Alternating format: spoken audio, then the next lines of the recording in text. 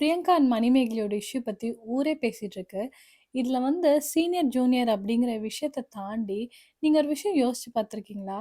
கோமாளியா cook with கோமாளில இருக்கவங்க, they have to go through a lot.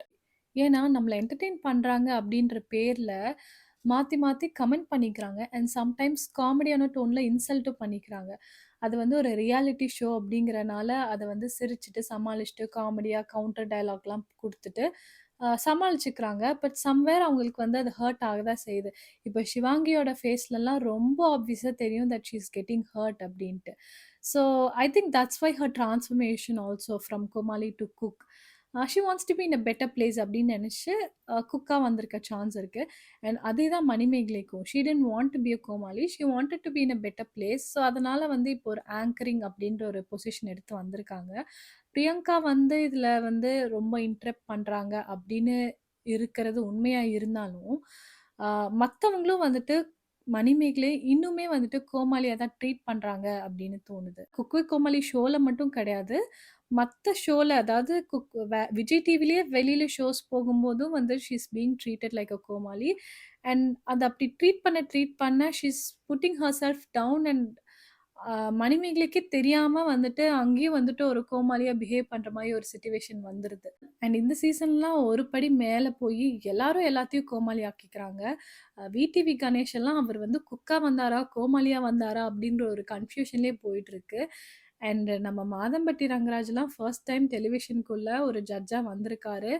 And அவர்லாம் வந்துட்டு நெறைய இன்ஃப்ளூயன்ஷியல் பீப்பிள் கூடலாம் பழகிட்டு வந்திருக்காரு. நான் ஒரு கேட்டரிங் வச்சிருக்கேன்ப்பா அப்படின்னு ஒரு கெத்தா வந்துட்டு என்டர் ஆனாரு.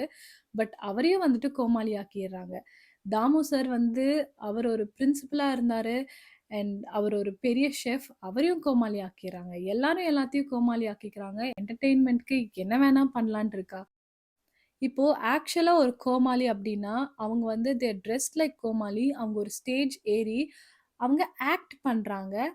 அண்ட் ஸ்டேஜ் விட்டு இறங்குனதுக்கப்புறம், அவங்க ஒரு டிஃபரண்டான person. They are real human beings, not clowns all the time.